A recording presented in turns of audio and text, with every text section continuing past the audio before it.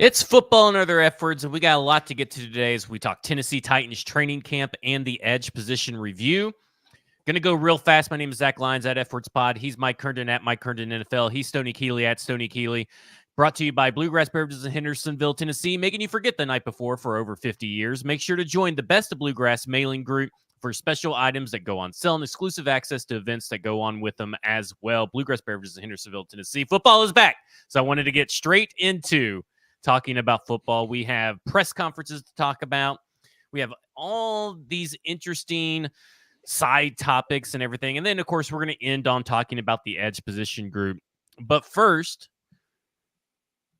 not only are we all healthy right now, but the Tennessee Titans are heading into training camp with just 2 players on the PUP. Colton Dow's on the long-term PUP. NPF had a cleanup surgery on his knee, and he's only going to be out for a couple of days. So, Mike, I'll start with you. We've covered a lot of these podcasts. We've done a lot of these training camps over the years, and they seem to be filled with injury intrigue, if you will.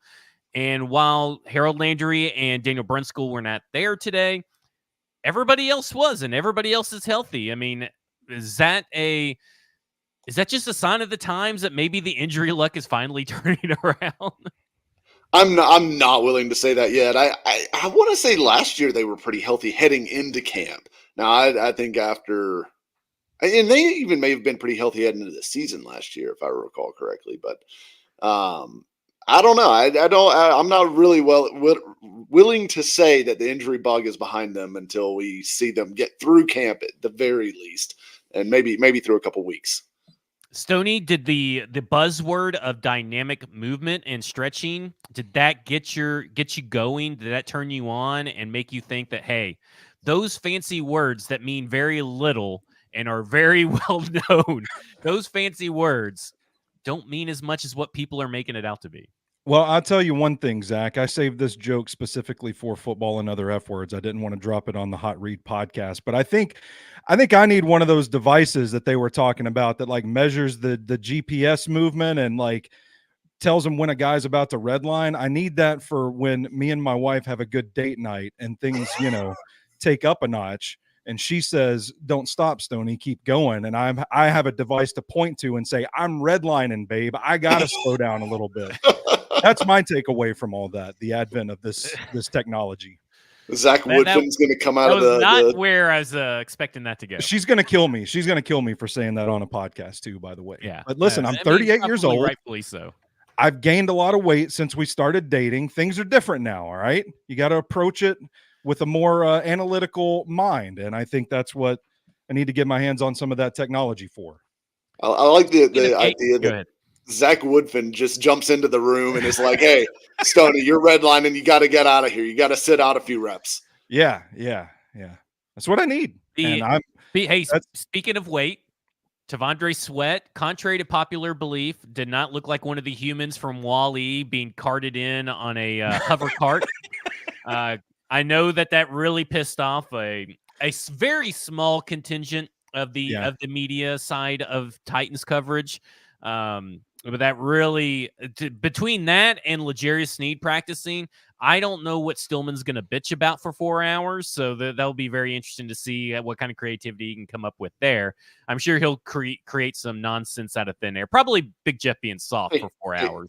Which Big Jeff is soft. They don't have a right tackle, Zach. Not according to what my Titans media sparrows have told me. John Ojukwu, yet again, RT1.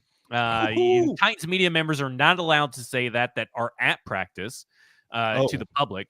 So at least they're not allowed to tweet it today. So my Titans media sparrows, I'm communicating forth from the ether that it was RT1 was John Ojukwu with NPF gone, and RG1 was, of course, still Sadiq Charles. So the same stuff that we saw in pajama practices carried over to training camp.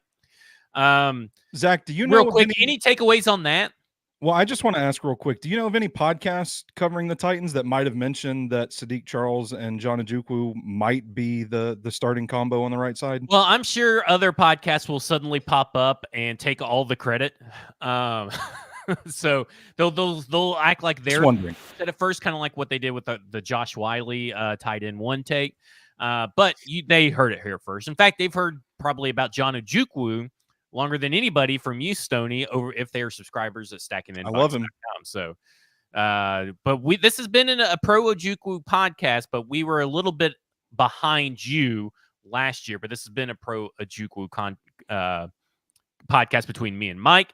Obviously, Sadiq Charles, John Ojukwu have been doing really well. Now, as far as whatever they're doing in practice, in these drills, in these meetings, they're doing really well. What they're doing, I guess, in practices and stuff, it's kind of hard to tell. I don't know where the sacks are coming from. I think probably maybe even TD may have a good list, or A to Z typically has a good list. So I haven't been able to check those out. They have those day one drive by drive, kind of deals. So I haven't been able to check those out. So those may be out there at this point. I've seen TD tweeting about it. Yeah. A couple sacks. So I know there's been some sacks, but we got a lot to get to. So I kind of am all over the place. So let's just stick with the offensive line real quick. Where are you at? NPF is, of course, missing a few more practices yet again.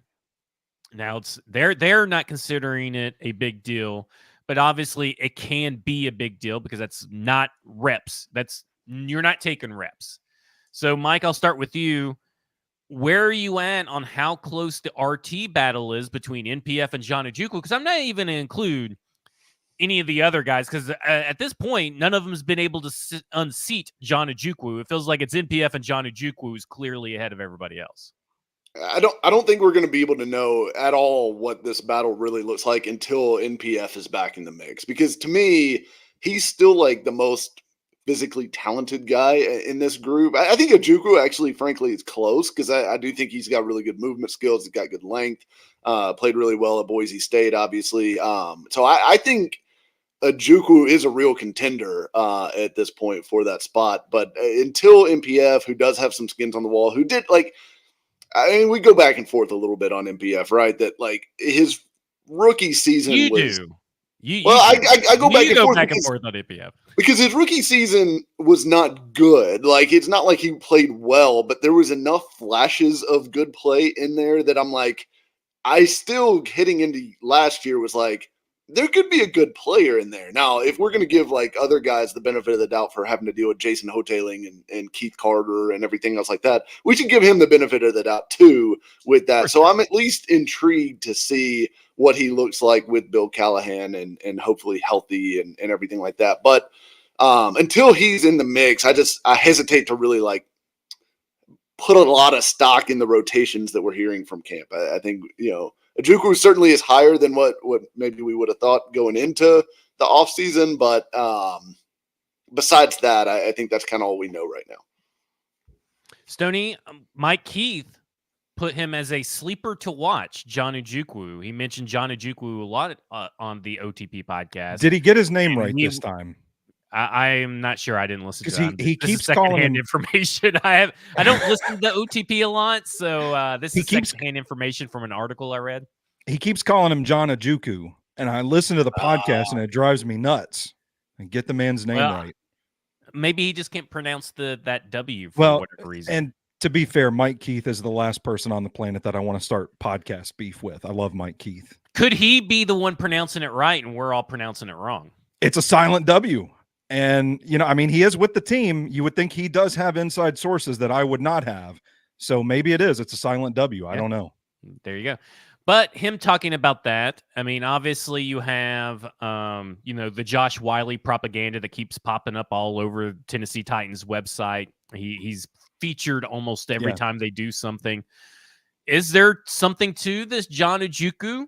I'm gonna go with Mike Keith. I'm gonna have to side with Mike Keith on this one. This Fair John enough. Ojukwu, is there a hype train that has some real legs to it?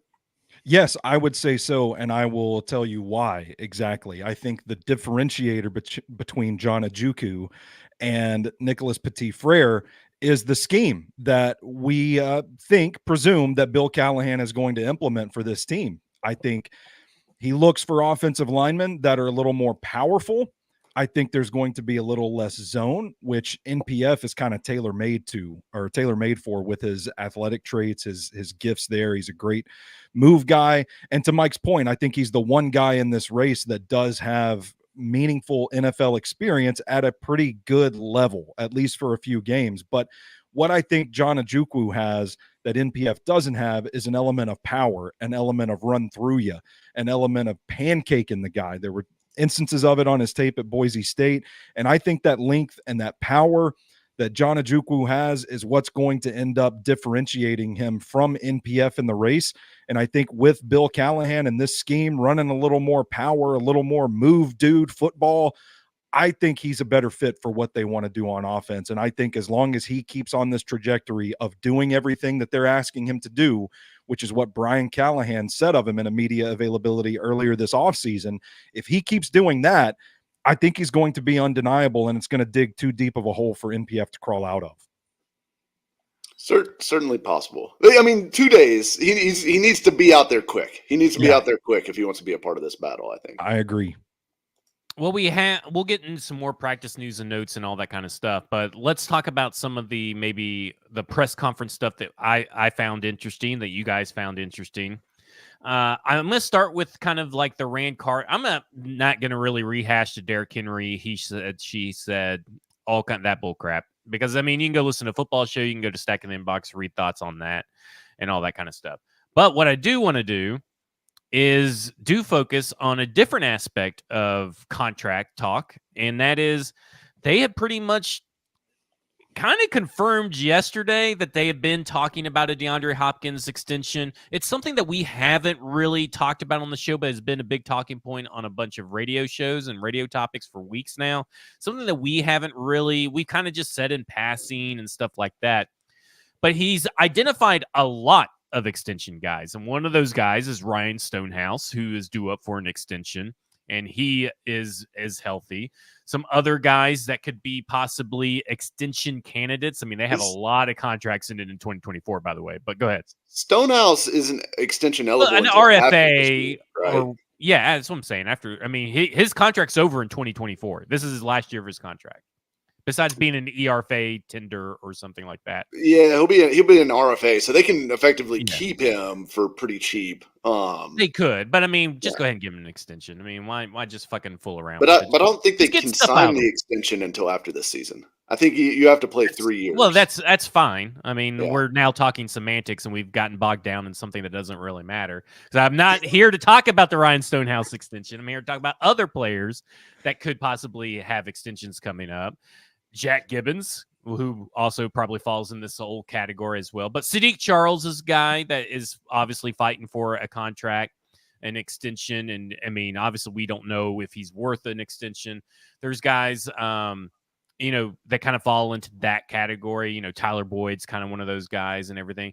Nick Westbrook is an extension candidate technically. But really, when he says that they've identified all these extension candidates, it really seems to me to be speaking a lot towards DeAndre Hopkins, but I think there is a possibility that a guy like Elijah Molden could be a low-end extension. We're not talking they have to have all these like big high-end extensions or anything.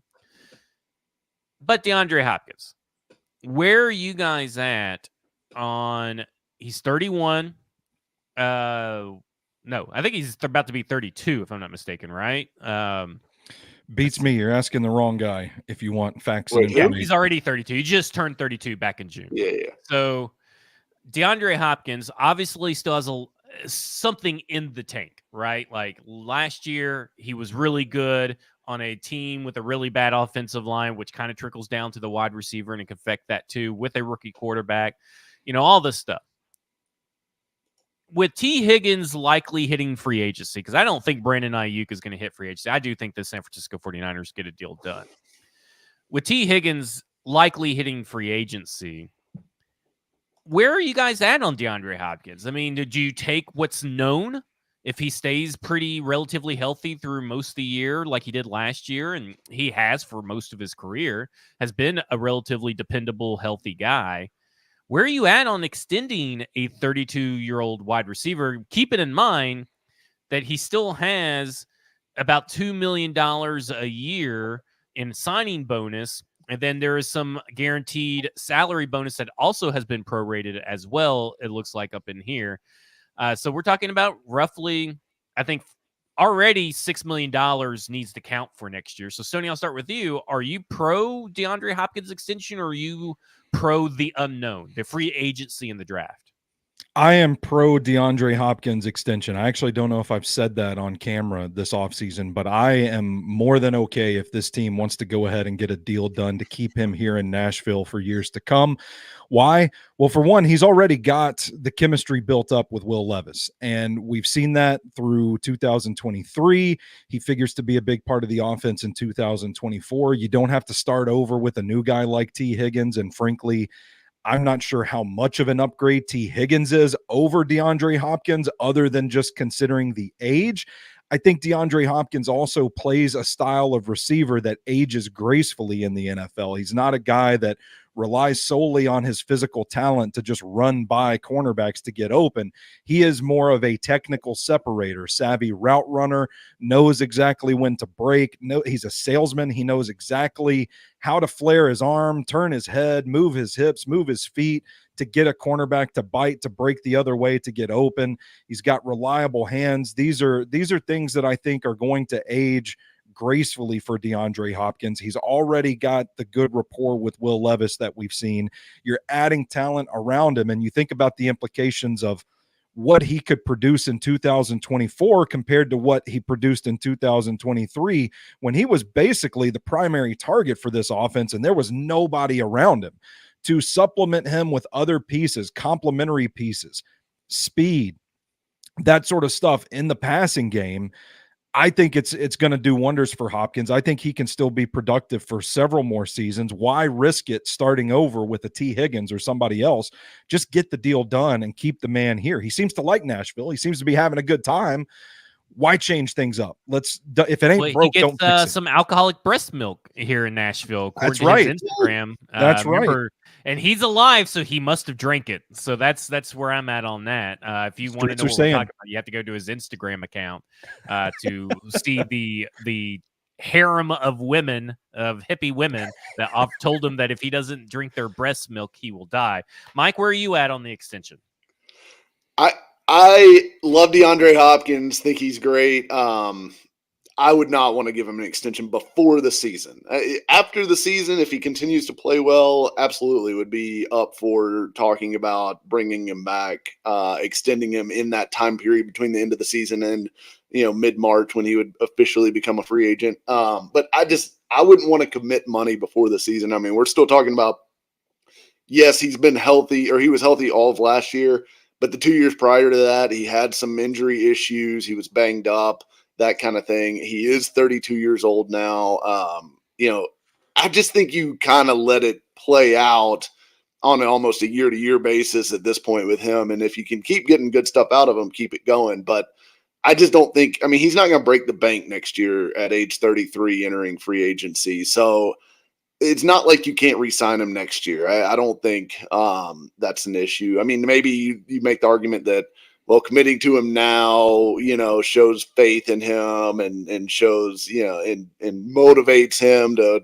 want to perform for the team, all that stuff. He's going to be motivated either way because he's either playing for another contract or he's playing for, out of, appreciation for already being extended. But I don't think him playing hard is going to be an issue. So I don't know. I think it's I would rather wait and just take the cautious approach because, I mean, they don't have a ton of cap space next year as it stands right now. I think they're at like 27 million or something like that, which isn't bad. But it's also not like a $80 million number like they entered this past offseason with. So I don't know. I'd probably wait and maybe see what the market looks like next year and make a decision from there. According to Spotrac, they're at 38.8 million next year. They're almost 38.9 million. Over the cap had a different number, if I recall correctly. It's around 40 is the number I saw. They may be using different NFL salary caps to start and all that kind of stuff. And yeah. I do know that eventually over the cap factors, stuff rolls out of over the cap. Spotrac keeps theirs very well done as far as going from in the future. Over the Caps wildly changes all the time for whatever reason. I don't understand what that is. Over the Cap has them at 27 million, which is right in the middle of the pack among NFL teams. And Yeah. where do they rank on Spotrac as far as 14th. where 14th? Okay, so they're going to be in the middle of the pack in cap space. They're not in a bad situation, but they're also not going to be flush with money relative to their competitors. So I don't think you want to spend on a 33-year-old wide receiver before you kind of have to. I'm kind of with.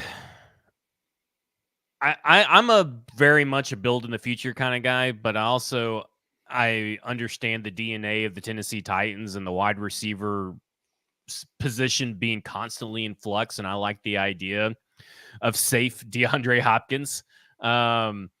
So it's really kind of hard for me to say no to an extension. To me, I think I'm more apathetic about it in the sense that, by the way, base salary cap for over the cap was 260. Over here is 273.3 for. So that's the majority of the difference. Yeah. So anyway, but that was the difference. But I look at it and I go, man, I want to keep Hopkins, but I'm like just apathetic. If they don't do an extension with DeAndre Hopkins, I understand. If they do an extension with DeAndre Hopkins, depending on the money, I understand. It's just I don't think there's a clear yes or no, because obviously the draft should probably play an impact on it. Your outcome of the season should play an impact on the draft. Because if you're telling me if I could have Luther Burden or the kid from Arizona, McMillan, over or DeAndre Hopkins, I have to choose between them, which technically you don't have to, but if I had to choose between them, I'm choosing the younger guys. I'm not going to choose DeAndre Hopkins. I'm going to take the guy that can grow with Will Levis. So that's kind of where I'm at on the DeAndre Hopkins situation. But again, you can still sign DeAndre Hopkins, draft a wide receiver round one. It's just that this Tennessee Titans team just never seems to want to do that. It's like, it doesn't matter who the GM is. It just doesn't seem it's caked into their DNA to go sign a wide receiver, draft a wide receiver, same round. Unless you're talking about like, we sign, because they had it, right? They could have signed A.J. Brown and drafted Treylon Burks, but they traded away A.J. Brown, drafted Treylon Burks. When they had A.J. Brown, Corey Davis was out the door, and it was just Corey Davis and A.J. Brown. Pretty much Corey Davis is out the door, but it was just them two. And then you're like, well, that's just two rookies. Where's the veteran? Like, and then the veteran was Adam Humphrey. So, like, at the end of the day, there's just constant rotation. And now they have 3 veterans. Where is the young blood? Because if you're asking me to trust in Treylon Burks, Jaquan Jackson, you can get it the hell out of here, because I don't trust either of them at this point. But here's I'm like, let's rotate something fresh in. They need to get younger for sure, because I mean Ridley's going to be 30 next year, which that's part of it too. Like, do you want a 33 and 30-year-old receiver leading the line for you next year? Probably not. But I do think that this regime has invested. I mean, they already went and got all these guys, plus having Treylon Burks, obviously, which look. We've talked about the whole thing with Treylon Burks that you don't want to rely on him for anything. But I'll say this: I mean, like, this year's kind of like a free hit with Treylon Burks, right? Like, you get a free hit at like what does this guy look like with this new offense? Does he need a fresh start? Is him being in better shape going to make a difference? And look, just because he's sucking in his gut in a Hooters. No. I'm not talking about all that. I'm saying, like, he's entering year 3. We've talked about, like, maybe he wasn't a guy that meshed well with Mike Vrabel, who, obviously, like, loved A.J. Brown, was clearly pissed that they traded him, and then was probably always compared to A.J. Brown, whether consciously or subconsciously in Mike Vrabel's mind. But maybe in a new regime with a fresh start, we get a better Treylon Burks. I'm not saying I'm counting on that, but if you sign Higgins now to an extension, you're basically saying we're not even considering that as an option. Whereas if you don't sign, or not Higgins, Hopkins, if you don't sign Hopkins before the season, and you let this thing play out, what if Burks does have a great year? Like, what if he is awesome in this fourth wide receiver role and looks like a guy that could be a part of the future moving forward? And then you can let Hopkins walk and have Ridley, Burks, and maybe a draft pick as your foundation. I think it keeps more options available on the table. Let me say something, but can you see enough from Burks as a wide receiver 4 to make him to be comfortable with him as wide receiver 2? Like, is that realistically possible? I mean, all 3 of those wide receivers are not going to play all 17 games. It's just highly unlikely that all those guys are going to be perfectly healthy all year. They're going to need Treylon Burks at some point, which is why I think it's crazy that, you know, everybody's so boned up about trading him away, you know, for anything at this point. They're redlining. Yeah, they're redlining on Treylon Burks trade, you know, fantasies. But Treylon Burks is depth. He's the best depth you've got at the wide receiver position. And I think he's going to play enough that you're going to be able to see whether he's taken meaningful step forward or if he's just still the same guy that like runs hot and cold, but mostly cold that we've seen the last 2 years. So I think it's worth just seeing. Just see. Use this 1 year to just see what you got. Stoney, you watched a lot of Jamal Adams tape recently over at stackinginbox.com. We've talking ad nauseum about Jamal Adams a lot. So I want to shift over to, you know, the other day when asked about adding to the safety room, Rain Carthon says, well, you know, we need to add to a bunch of different positions. He kind of gave the non-generic or the very generic answer to the question. Today, this morning on RKW on 104.5, he said that he was specifically asked about the safety position. Do you need to add more to it? And he goes, we need to. And he was pretty emphatic about it.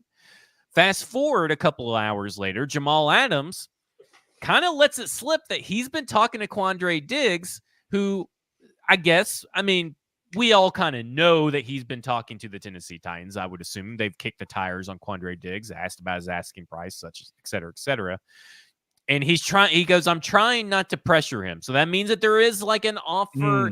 He made it sound like there's maybe a pretty good offer on the table or an offer worth considering. So they add Quandre Diggs, Stoney. And because you watched a lot of Jamal Adams, you probably caught a cursory glance at Quandre Diggs. What are your thoughts on what Quandre Diggs can bring alongside Jamal Adams and can bring alongside Amani Hooker? But also, what does that mean for Elijah Molden? Because we talked last week on the show where you were gone that what is with this fan base wanting to get rid of depth? Like, the people want to cut Elijah Molden. They don't think he's going to make it when you need depth. And Quandre Diggs is 31 years old, has stayed very healthy. He's kind of like DeAndre Hopkins in that sense. He's an older statesman that has stayed very, very healthy. But with Jamal Adams and Amani Hooker both also having injury issues, I mean, what does that say? What is Quandre Diggs? What's the ripple effect of Quandre Diggs on the safety room? So first of all, I think that Quandre Diggs is still a good football player. And that was one thing as I was watching the Jamal Adams tape, I actually tweeted, can they just go ahead and sign Quandre Diggs too while they're at it? Like, I want him in the two-tone blue this season. I think it's depth. I still don't think that whoever they sign is going to be the guy that's primarily on the field. And I don't know. My feelings have kind of changed about Elijah Molden and how they view him, because they are kind of approaching the position with a sense of urgency at this point in the game. I think it's more about depth and having guys that you can count on to still make plays. I think it's more about the Matthew Jacksons and the Mike Browns and the Anthony Kendalls. No offense to those guys. I know we've beaten the shit out of them in past episodes of this show. But I think it's more about those guys than it is Elijah Molden, truthfully, because when we start doing the math on nickel packages, dime packages, all this stuff, you get to a situation where you're not too far away from having to play that fourth safety. And you are one injury away from having to rely on that guy to be a consistent player. So I think it is more about depth. I still don't think, and I didn't think this about Jamal Adams after watching the tape. Hand up, admittedly, I did when the signing was announced. I'm like, oh my God, what a choice to be the guy for this safety room.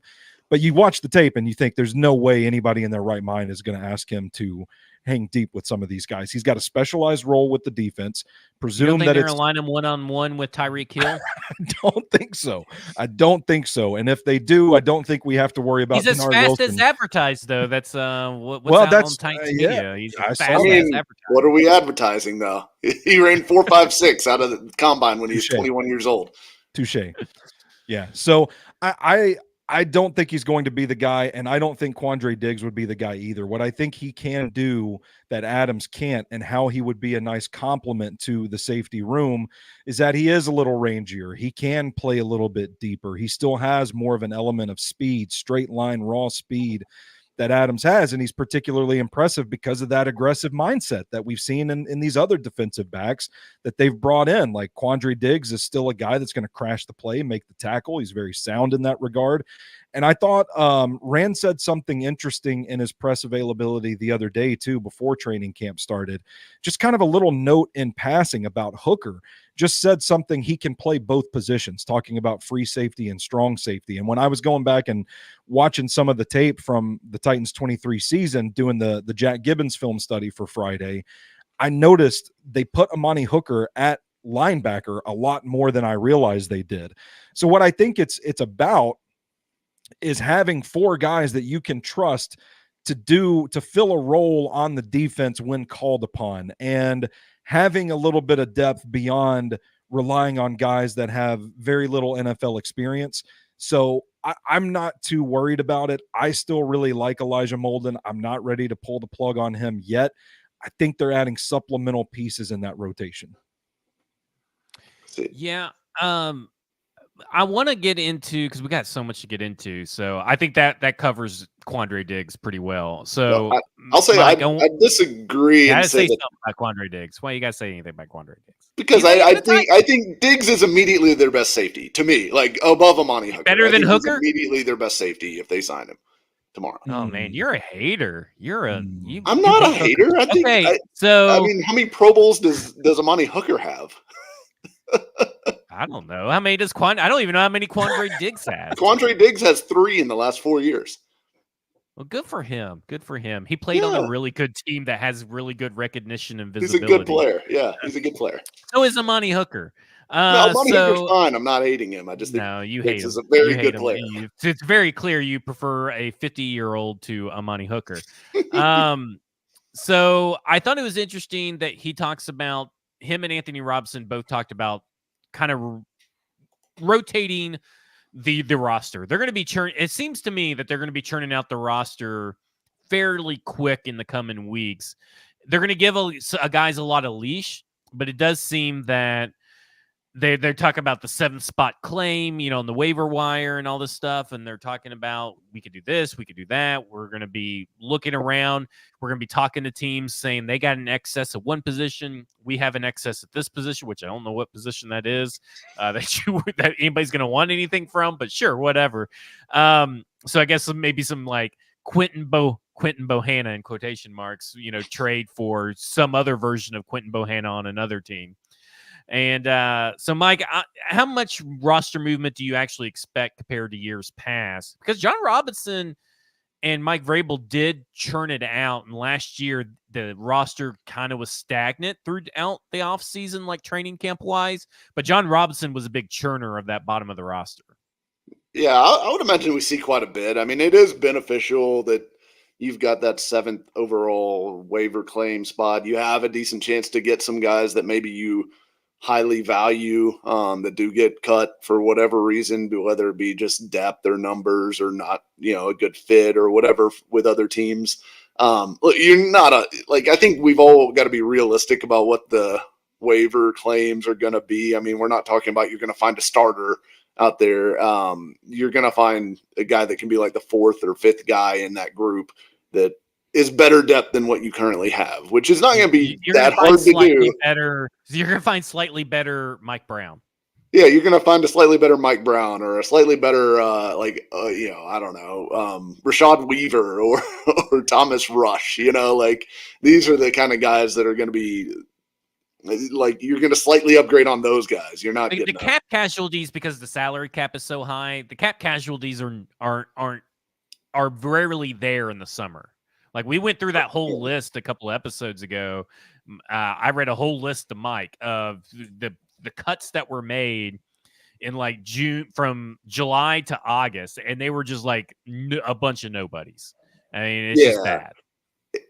And also the salary cap casualties are not going to be subject to waivers either, right? Like those are going to be vested veterans who are not going to go to waivers. They're going to get to pick their next team. So now then they may pick the Titans because they offer the most or have the most opportunity or whatever. But like you said, those are going to be few and far between. And usually those are going to be guys that are in their 30s and stuff like that are, on bloated contracts. And that's why they're available.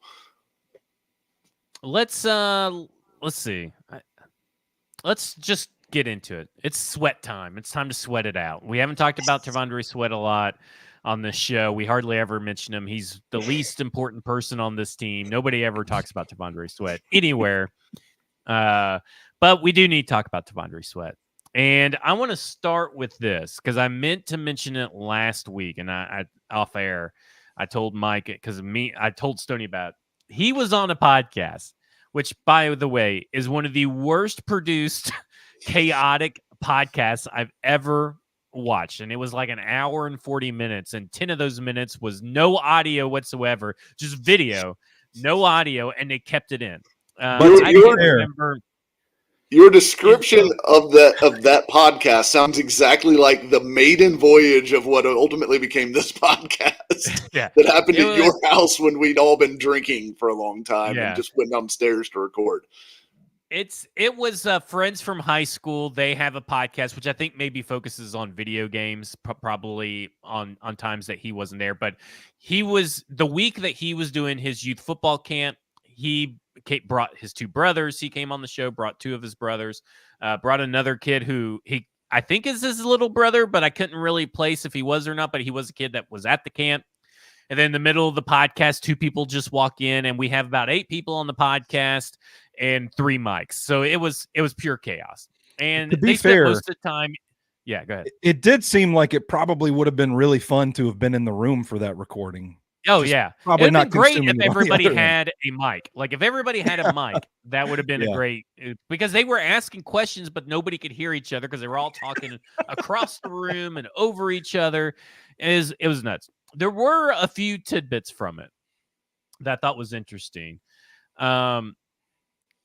His approach, and I think this speaks to what you can expect from T'Vondre Sweat, because I think T'Vondre Sweat, as we all know, is the Antichrist, and he's completely lazy, and he's a fat slob, according to 5 people. Okay, so like he's this awful human being. But those of us with a level head and understand that there are eccentricities to every youth growing up, every 21-year-old is weird. T'Vondre Sweat is very business forward, and we're not getting political, so agree or disagree, but he has a definite leaning towards one of the candidates that he's not shy to talk about. And it's because of the money. And he's blunt. He's like, I want to do what's best for my wallet.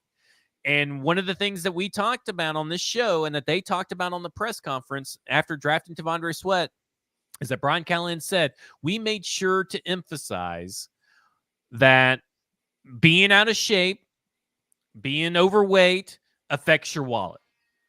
So I'm connecting all these dots to say he is focused because his main goal this year is to be Defensive Rookie of the Year. He said it on that podcast. He says, I want to be Defensive Rookie of the Year. We already heard that he says, if I get down to 345, I'm a Hall of Fame player. And for all the talk about his focus is on doing what's best for his family. He mentioned he wants to play for 10 years. He's been hanging out with DeAndre Hopkins a lot, which DeAndre Hopkins trash talk came up today. So there's the familiarity between those two, is that DeAndre Hopkins was trash talking T'Vondre Sweat because they are familiar and hanging out together. We know that Jeffrey Simmons has been reaching out and talking to T'Vondre Sweat as well. All this to say is that as we get and start talking about these practices, start talking about these tapes and all this stuff, you should know that T'Vondre Sweat's mentality is to win awards and make money. And while that may sound selfish, that is really good for your team. Like, that is really good for a prospect to have that mindset that says, I know I have to do this if I want to make big money. So I just wanted to throw that out there. Mike, I'll start with you. Your thoughts on that? Yeah, I mean, I think so much of this Sweat stuff has just turned into hysteria within segments of the fan base. He's the most overanalyzed second-round pick in the history of this franchise. I'm pretty confident in that at this point. I just think everything you heard about him, and I'm pretty close with, like, as far as following the Texas program, you didn't hear anybody say a bad word about T'Vondre Sweat the last 2 years. Now, earlier in his career, had some issues. He'll admit that. He said that publicly. The team has said that publicly. But over the last 2 years, 100% well-liked within the program by the coaches, by the players, his teammates, by other people in the building, treats people with respect. Just a popular guy within the team, and busted his ass and played well and won the Outland Trophy as the best interior lineman in the country on either side of the ball. At 390 pounds, by the way. That's all he accomplished over the last 2 years and led Texas to having one of the best, if not the best, run defenses in the country last year. Those are his accomplishments. Everything else is noise at this point. It is just speculation and nitpicking and overanalyzing. And to me, I have zero doubt. Mike, Tracy Rocker put his hands on his hip. That means that he's pissed off. Even though his hands were on his hip the whole time watching that entire, all those other guys. Yeah, his body language looked like he was coaching. That's what that body language is. Coaching in the heat, in the middle of July. It's ridiculous how much discussion there's been about this man, frankly. And I hope he just goes out and balls out and proves everybody wrong. And he deserves to talk all the shit he wants once he does that. And I hope he does, frankly, because I think this guy has been treated incredibly shittily by a lot of people during the pre-draft process, during the post-draft process. And frankly, I'm kind of sick of it. So I'm rooting for T'Vondre Sweat more than just about anybody on this football team right now. Criticized Sonny, Mike. where are you at on hearing all that stuff?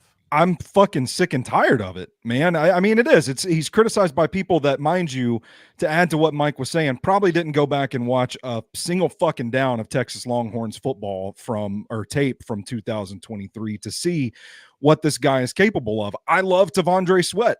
I had him at 36 overall on my big board. If you were a subscriber to Stacking the Inbox, you got the draft guide. You know that. I've loved the guy. I love the attitude. I love the mindset that he has demonstrated in interviews that the Titans have vetted, that they've said publicly, like, we feel confident in the guy. A lot of this feels oddly personal to me. And Zach, you and I and our buddies at the Hot Read podcast were talking about this in the DMs earlier. Like, the interview today seems like a completely different person from the interview that we got from him on draft night in the Zoom call. He seemed like an exuberant, big personality, and now he seems a little guarded. And I don't fucking blame the guy, because people have been talking about nothing but how fat he is, how out of shape he is this whole summer, and it's not fair. And it's from people that, quite frankly, probably don't know fucking ball. So I'm sick and tired of it. I don't want to hear it anymore. He's here. He looks good. I'm ready to see him play and just prove all of the doubters wrong, because I'm in the camp that he can be a great player. I think he can be Defensive Rookie of the Year. He's got the running mate to do it next to Jeffrey Simmons. He's got the ability. A man of his size should not be moving as well as he does. That's the common denominator. You don't have to be some expert to understand that. This guy is a force. So we gotta stop all this. I'm here for it, man. I'm here for the T'Vondre Sweat revenge tour. I'm going to be right at his side with a switchblade and say, you point to somebody, T'Vondre. You point to somebody. I love it. And let's say he showed up in shape. He's going through all the drills. Everybody's, and the fact that he's hanging out with DeAndre Hopkins, I think is great, because I think Hopkins is a great leader and a mature person with a great professional mindset for him to model himself after. I think he's surrounding himself with the right people, and like, I mean, shit. What more could you want from the guy at this point? Everyone thought he was not going to show up to camp, or like, you know, we didn't get a single headline about him being in trouble or do anything he wasn't supposed to do during the big 6-week break between OTAs and camp. We're here now. He's going through the full practice. Let's go. Like, let's play football now and watch him dominate, because that's where we're at. He did talk a little bit trash about Nashville. He said it's really hard to find black people in Nashville, and I don't blame him there. He's very blunt about that. His mom visited for his birthday recently, and she put on her and the Instagram. She goes, I think I'm good on Nashville. She goes, I think I'm gonna stay living in Texas. So Nashville, not very popular among the Sweat family. Well, listen, Nashville's a lot different than Houston. I mean, it's a lot different. What was his exact quote? Like, they're there. You just got to find them. You just got to find them. Yeah, you just got to look for them. You got to go tough hunt scene. for them. Tough scene. So I do want to say this. So I don't know how many people know what a conditioning test is, but I would like to see some of these people talking about Sweat's conditioning to do the Ravens conditioning test, because the Ravens is the only, they apparently have the hardest one. I don't know if you've ever heard about this, but players must run a total of 900 yards in 6 legs. Each set, so each leg, consists of 25 yards out and back 3 times. They must finish that heat of 150 yards under his designated time. For offensive and defensive linemen, can you tell me what is the most they can get without failing? The longest they have without failing. To do 100, to run 150 yards, 25 yards out and back, out and back, out and back. And I don't know. Well, let's say 20 seconds. 20 seconds. What do you think, Stoney? I'm gonna say, I was leaning 30. I'm gonna say 25. 32 seconons. So they have 32 seconds. Do you think you could do it in 32 seconds? That's offensive and defensive linemen, by the way. And let me say this: it's 27 seconds for wide receivers. So the fat boys only get 5 seconds longer. So that tells you how hard it is to do. Yeah. I mean, I would say I could do it, but I also have that like stupid level of confidence where I will, pick up a sewing needle and be like, yes, I can tailor a suit right now. I think everybody who has made comments in the media about T'Vondre Sweat should have to do this test. I would see if you can do it. I'd like to try. I think I could maybe do it once. Maybe. Yeah. It's kind of wild. 900 yards for that, you have to do it like under a minute and a half, basically 900 yards, which seems insane. The first leg, I think I could do it. There's not a chance in hell I'd be able to do it. The second, third, you got to do all 3 legs in 32 seconds. All 3 legs. You have to run 50 yards in 32 seconds. How much time is between the different? I don't know. It doesn't say. Okay. How much recovery time do you get? Yeah. I have to fly in for. I'll do it. Okay, so listen to this. What separates Baltimore is the change of direction by dividing up the sprints into 25 yards instead of 50 and 100 yards. So most teams do it 50 or 100. So maybe you have to do 100 yards 9 times, do 50 yards, 4.5 times, I guess, right? Was that my math right? No. 18 times. They do 25-yard legs. And players are cutting 5 times each leg. You can't slack off on any of the turns. If you don't put your foot in the ground and making the cut, you lose time and typically fluke. So it doesn't even matter. You may just have the wrong technique. Yeah. You may not even be out of shape. You may just have the wrong technique and fluke. With 25-yard runs, there's no way I can do it in 30. What he said, 32 seconds. Yeah, 32 seconds. Right. There's not a chance in hell. I was thinking like longer runs to get to that, but no. No, Yeah, it's 25, pretty there's wild. not a I'll chance. post up this conditioning test. This was written back in 2020, but I do think it was very interesting that, I mean, apparently 900 yards is the conditioning test, but you have to figure out, I guess, as a team, how you want to distribute those 900 yards. And like he said, like this player said, it doesn't even matter if you're in shape or not. If you just slip, you could fluke. I mean, anybody who's So- run suicides in basketball knows that the changing of the directions is the hard part of that. Yeah. It's not the straight running. It is the changing of direction. It saps so much more energy than just straight. I want tell to you also what. talk about Sweat because the videos, people are back to day one dissecting every video like it's the Zapruder film, and they are JFK, video analysts, the FBI body language specialists are back, back in full swing. And here's what I'm going to say: we heard Tyke Tolbert earlier in the offseason, just about a month ago. It feels like 3 years ago. Talk about the Traylon Burks, Trevor Maddich situation. Trevor Maddich is shit all over Traylon Burks, and Tyke Tolbert's like, no, some guys are going through this. Everybody does drills a little bit differently. Some guys are slower. Some guys are teaching moments. All this kind of stuff. And we got people already saying that, well, T'Vondre Sweat looks slow. Oh, he's out of shape. He should be doing this faster, when nobody knows what he's coached or told to do before he goes and does his part of the drill. Not everybody, we have it on tape from coaches. Not everybody practices the same in these kinds of drills and have to practice at the same speed. People are told different things. We have to keep that in mind.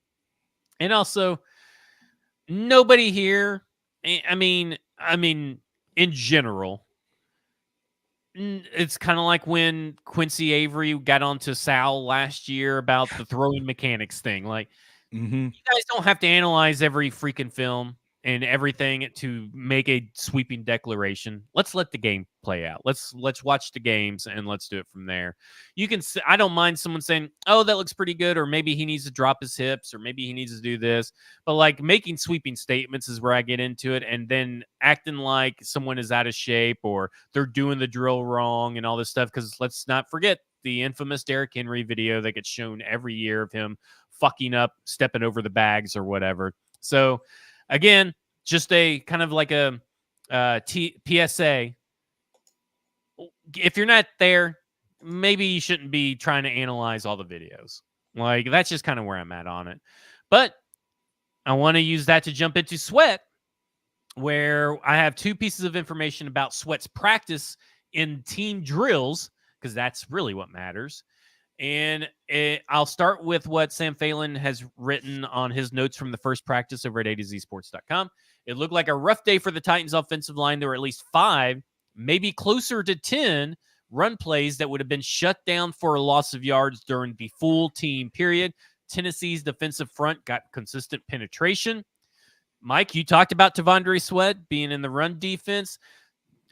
Stoney, you've talked about, getting the penetration from T'Vondre Sweat and what he does next to Big Jeff. Sounds like so far it's already paying dividends, because what we have heard from my other Titans media sparrows, the TMS crew, the Titans media sparrows, that T'Vondre Sweat was giving Lloyd Cushenberry all that he can handle. Yeah. Stoney, you just went on a big long rant about the haters. So let's enjoy, I guess, the likers. Is it the likers, the lovers of T'Vondre Sweat? We've had a few people in our corner on that one this spring too. So I do feel like it is a community here of T'Vondre Sweat supporters. And I think for the time being, we can at least say so far so good, because man, Lloyd Cushenberry ain't some rookie undrafted free agent in there. It's Lloyd Cushenberry. One of the Aaron Brewer.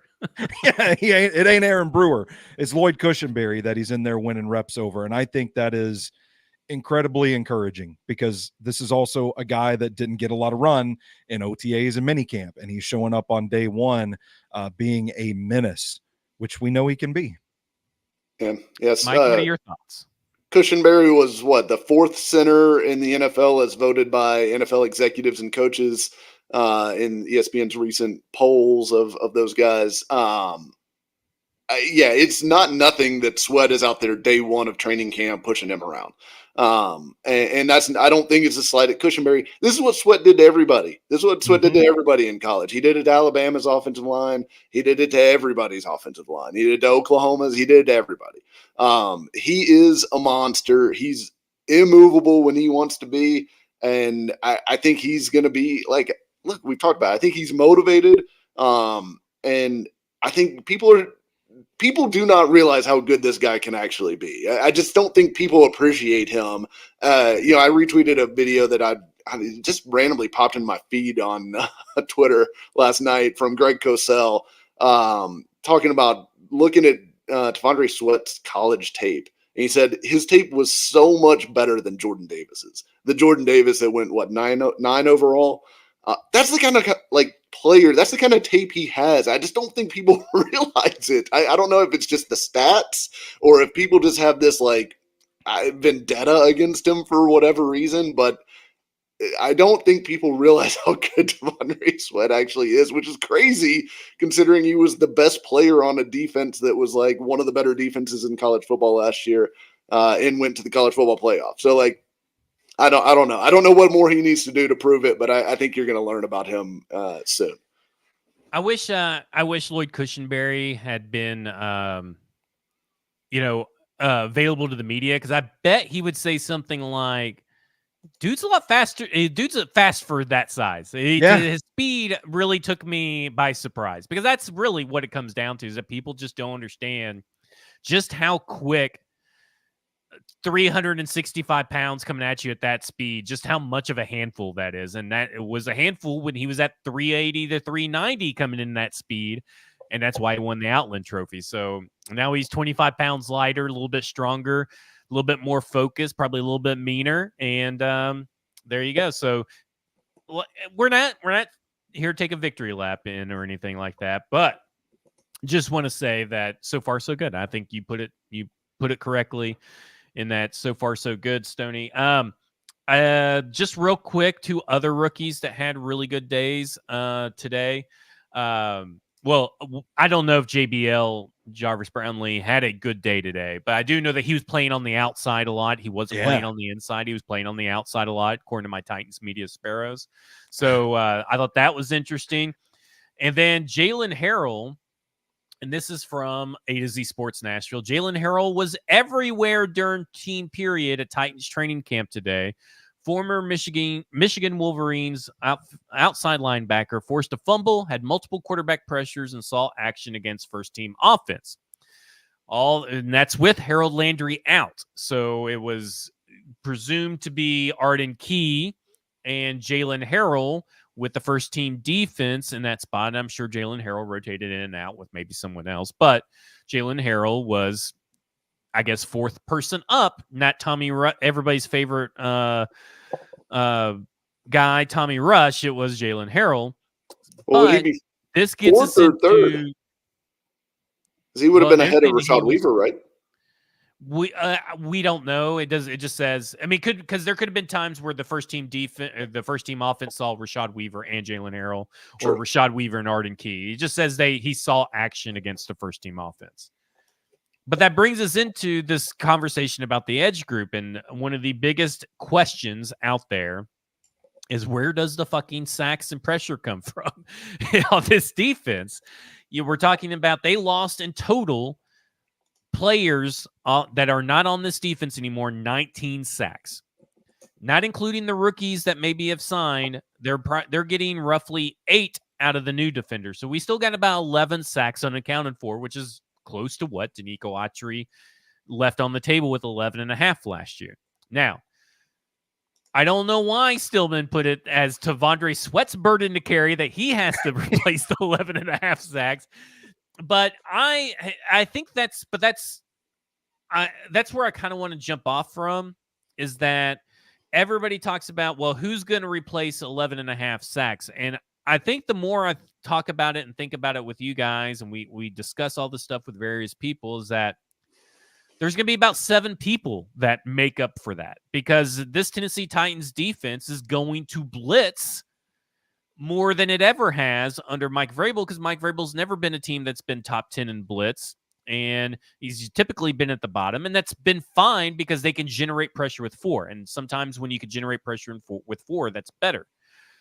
But you're talking about, when we talk about influences, Tampa Bay is the one that springs to mind for, I think, for all of us, because we don't really hear much talked about the Ravens defense from Denard Wilson. We hear a lot from Greg Williams and Todd Bowles, which they're connected and they all have history and all this stuff.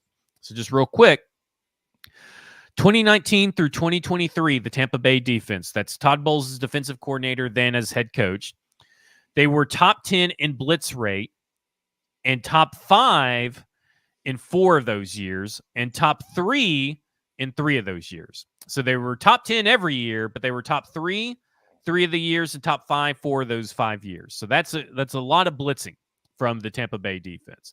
Last year, their leading sack getter was Yaya Diaby, which tells you the state of what they had last year, and they were still 7th in sacks last year. They had the 7th most sacks in the NFL last year with 48. They've been top 10 every year in sacks. And then the Tennessee Titans have only been top 10 in sacks 1 year. So at the end of the day, this is going to be a team that blitzes, and I think we're all too focused on, well, who takes over the Denico Autry 11 sacks, when we should be asking, where is the pressure coming from? And obviously, this is where we are transitioning the edge group. We just talked about Jalen Harrell. We've talked about Rashad Weaver a little bit. But this edge class, the burden is not on the edge class alone to generate pressure in this defense. Am I right or wrong, Stoney Keeley?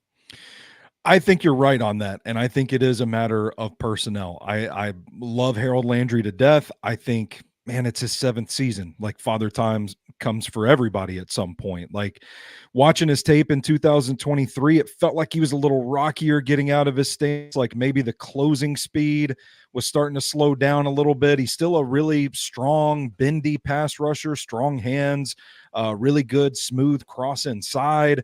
But I think relying on him to be like Myles Garrett is going to prove to be unfruitful. I think Arden Key has a lot of promise as well. He is a scrapper. The dude plays hard, keeps his feet moving. He's active with his hands. He's got some good pass rush moves. But I think there are times when his frame just naturally lends itself to being stonewalled by a big, strong, sturdy offensive lineman. So I think you have 2 guys leading the pack that are pretty good, but I don't know that either of them are elite at this point in their career anymore. And then you've got a class of guys that you're hoping step up. Rashad Weaver, good power on tape, good, strong, sturdy base. I think he lacks a little bit of twitch in the change of direction department. And then the depth pieces, you're asking a Caleb Murphy, a Thomas Rush, a Jalen Harrell, Khalid Duke, TK McClendon. You're asking one of these guys to step up and fill a bigger role. And it's just a risky proposition when you're talking about guys that haven't really been proven NFL guys. So I do think to replicate those sacks, they are going to have to get outside the box a little bit, but that's also where I have the most faith in this pass rush, is through the simulated pressure, where you're sending pressure from a non-traditional pass rush role, linebacker, defensive back, that sort of thing, and blitzing, sending extra guys. You're looking at pieces like Kenneth Murray that can be used in this role. Jack Gibbons, I think, is kind of underrated for his ability to penetrate and get into the backfield. Jamal Adams, even Amani Hooker, Roger McCreary, these guys we've seen used as such pieces before. And then there's a class of young guys that play behind the defensive front that have that physical, aggressive mindset. James Williams, Otis Reese, maybe even Isaiah Eaton, JBL, like you said, Gabe Judy Lawley. There's a whole class of guys that play physical, tough football behind the defensive front that I think could be used as interesting chess pieces when we talk about pressure coming from outside the pure pass rushers, the simulated pressure, the blitzing, stuff like that. I think that's what Denard Wilson is going to deploy to make up for the lost production. Yeah, and where are you at on the blitzing? Yeah, I completely agree that that's the direction that this is going to have to head. Because I think. And I'm as big a Landry fan as there is, as we'll get into later.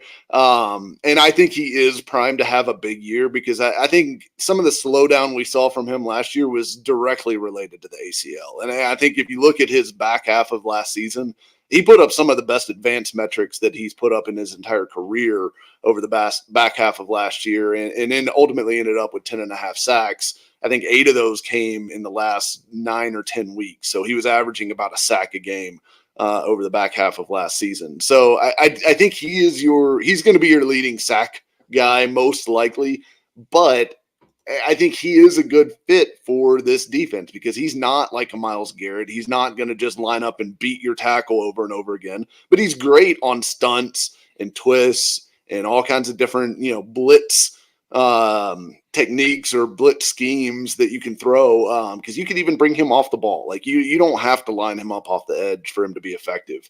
And if you dig even deeper on that 2023 Tampa Bay team, which I agree, that's the team to look at more likely as far as like a comp for what this Titans defense is going to look like under Denard Wilson than the Ravens, simply because I think Bowles is a bigger influence on Wilson's mindset and how he's going to want to build this.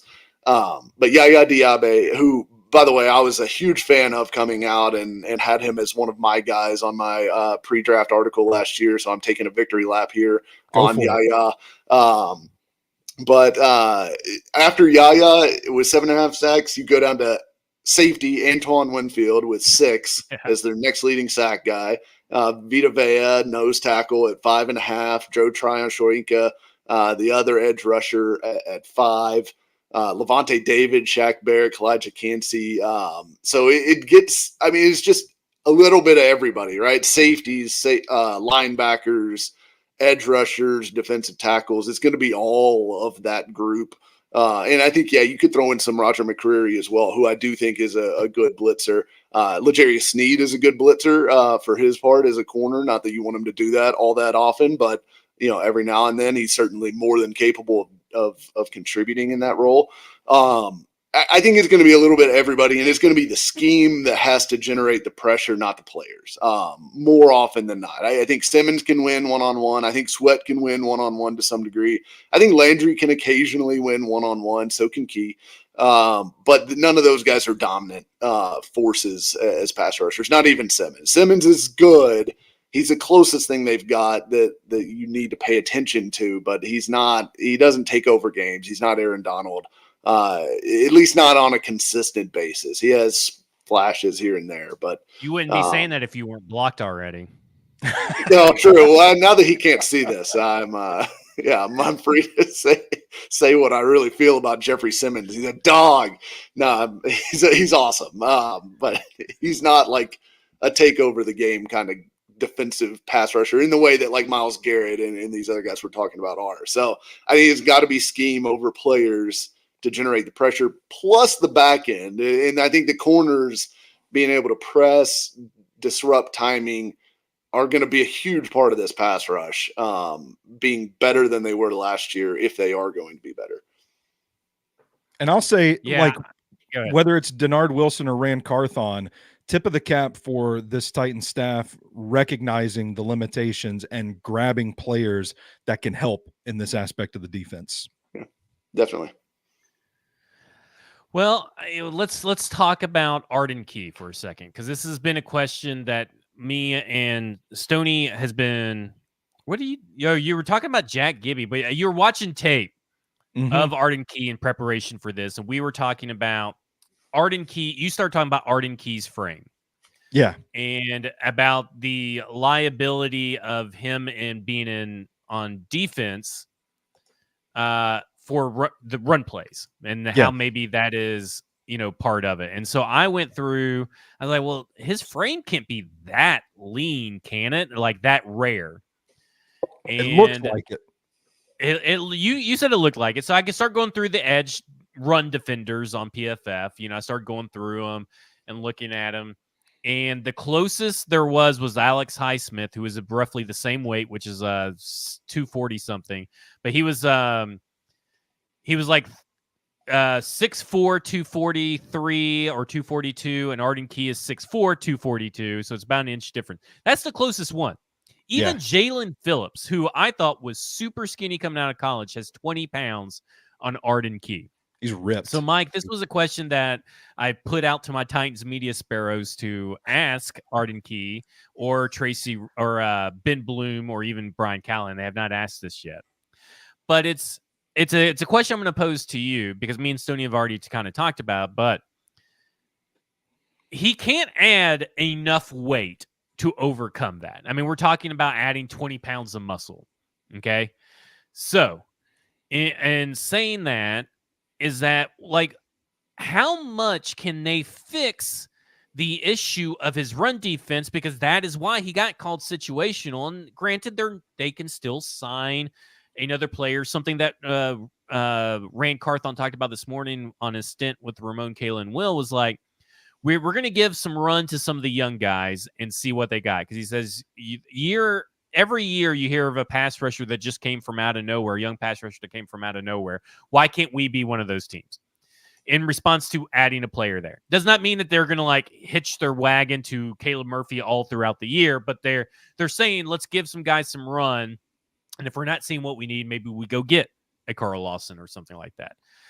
But going back to Arden Key, who was called a situational pass rusher earlier or edge player, and that situation would be rushing the passer, not run defense. What can Ben Bloom, what can Denard Wilson throw into his toolbox that he hasn't been able to pick up anywhere else to make him worthy of being more than just a situational pass rusher and be the early down guy? I mean, like, is it technique, hand fighting? Like, what can he do to shed those blocks? Because he can't really gain 20 pounds of muscle in a year. I don't even know that it's shedding blocks so much as it is he just gets washed out of plays.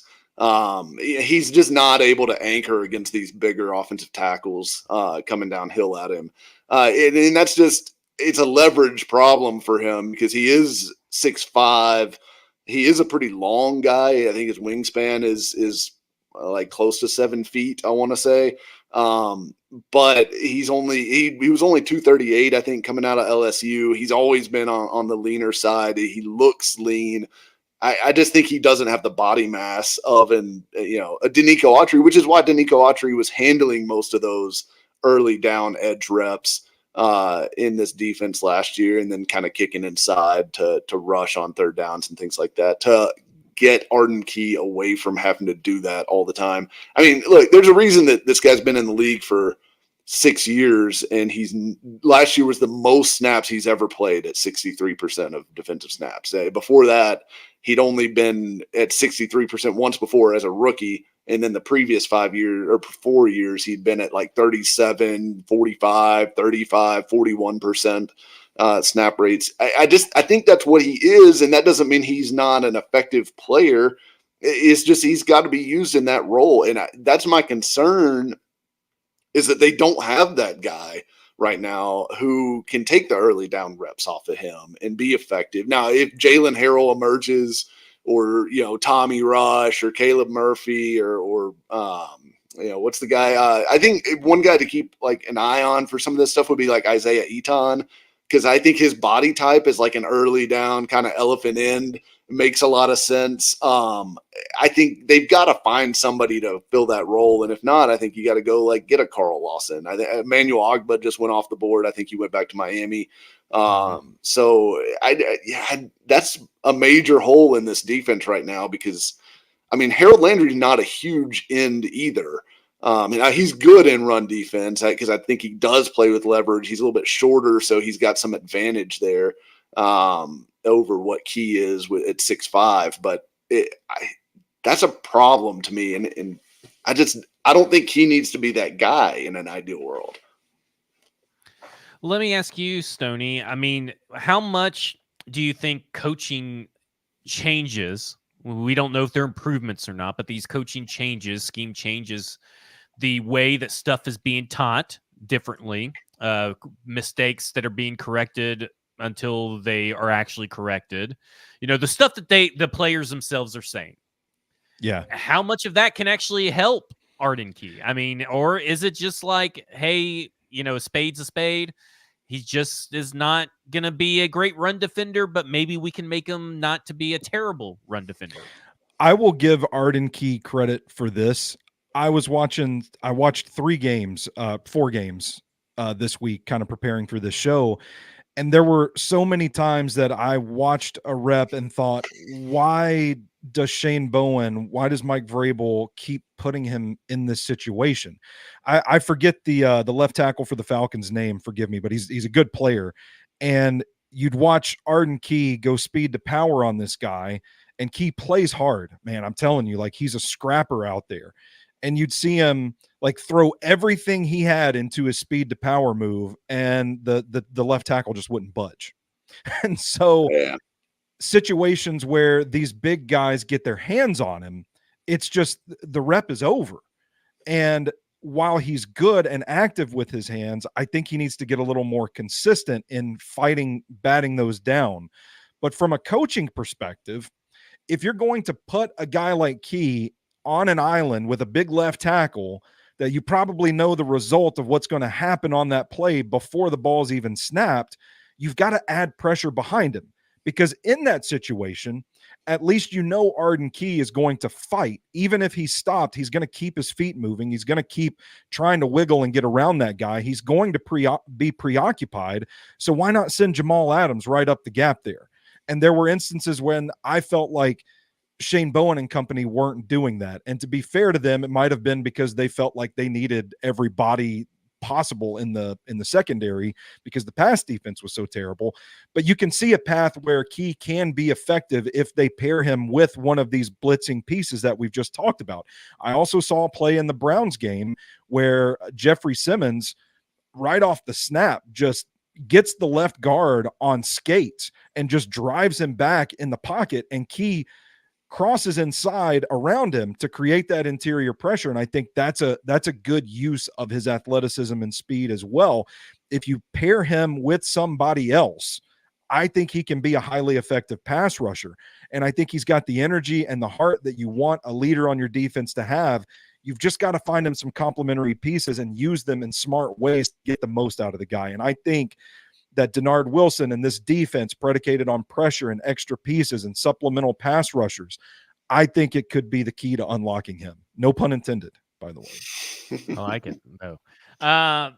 Real quick, because we need to get the Harold Landry discussion here in just a second. So just real quick, it's going to be a lot of Arden Key versus J.C. Latham. J.C. Latham struggles with pass rushers. Arden Key struggles with big, long, rangy, strong offensive linemen. So this is a battle of two guys that are kind of like they're two polarizing magnets with same polarization, like weakness on weakness and strength on weakness for each of them and all that kind of stuff.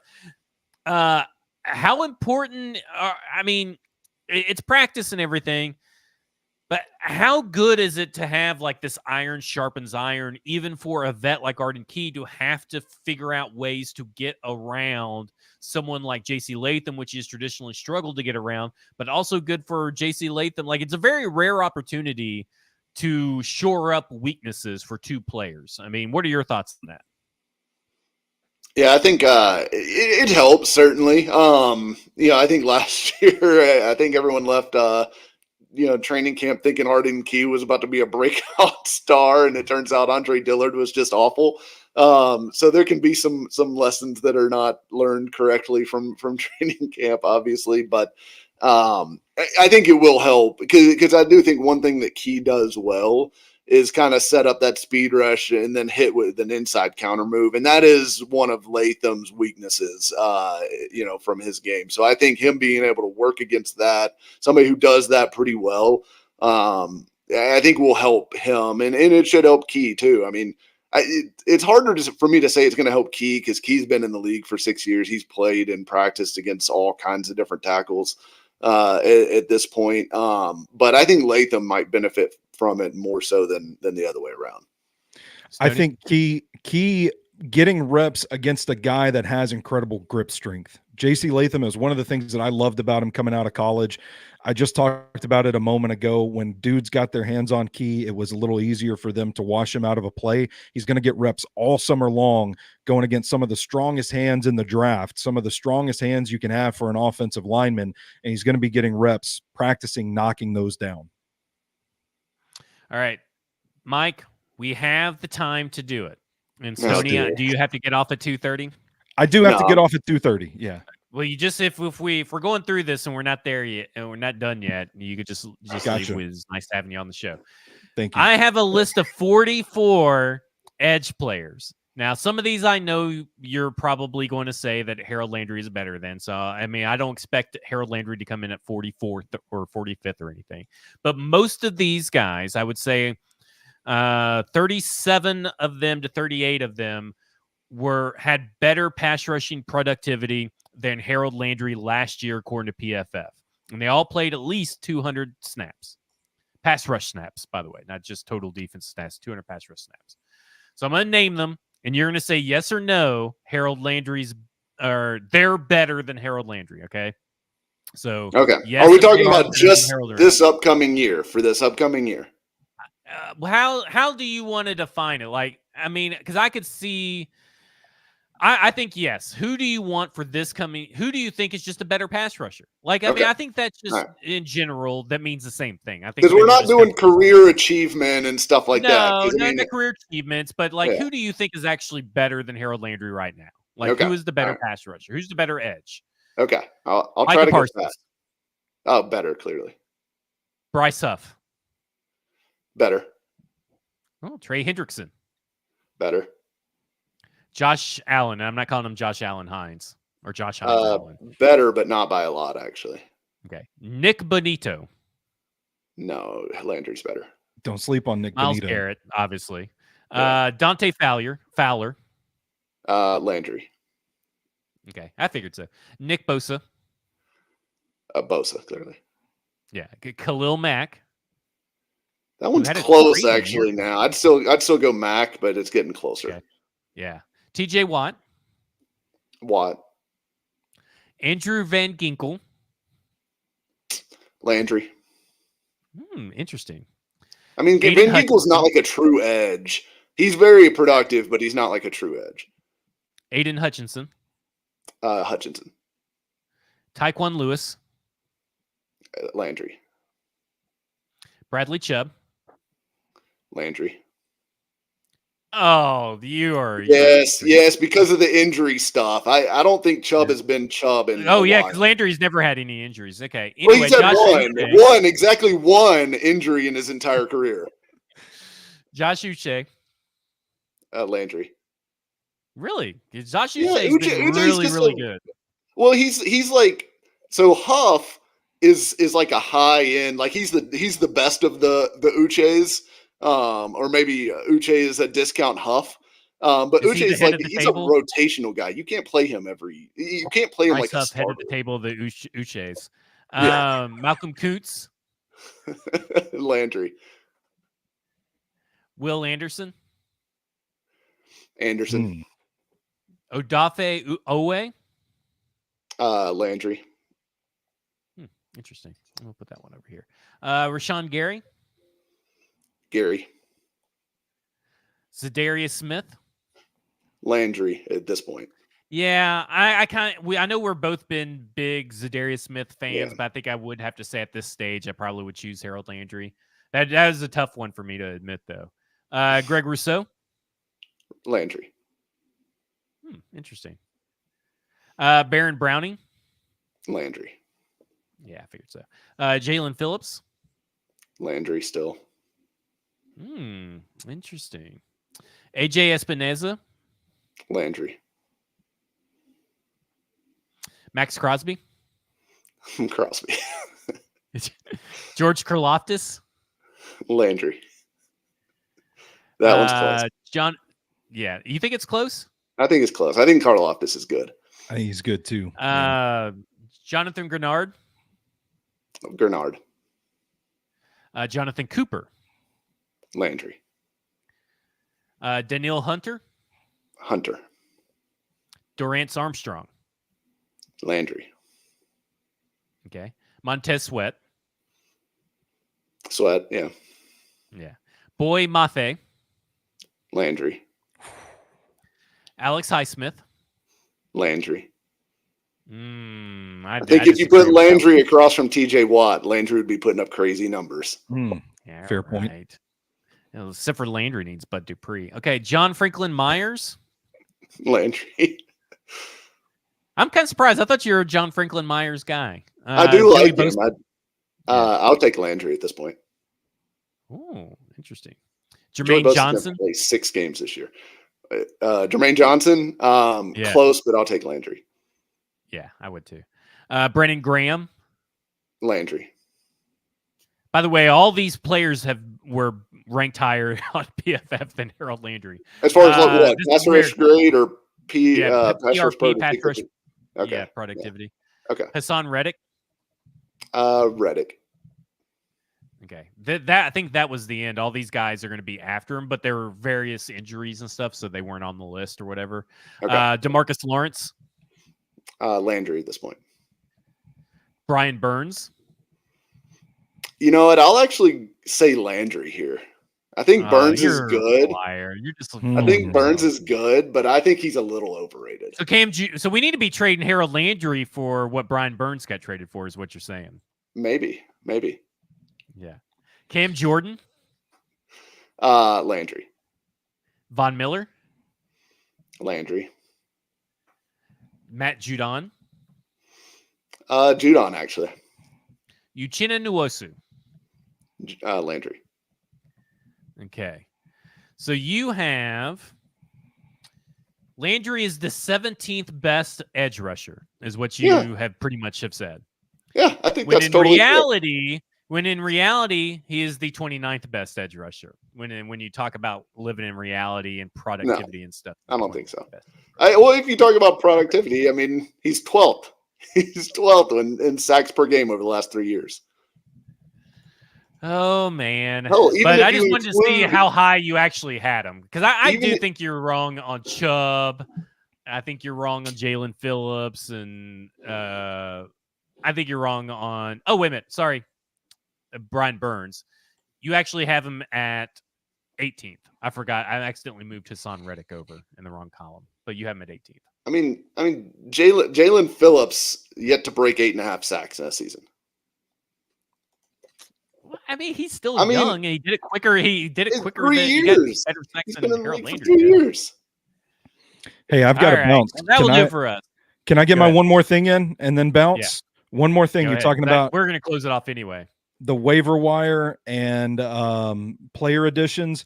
Watch the Packers safety room, because they signed Xavier McKinney, but then they went and drafted Javon Bullard, Evan Williams, and Katan Oladapo. If one of those guys ends up not making the roster, make the call, Rand. Make the call. I got to go.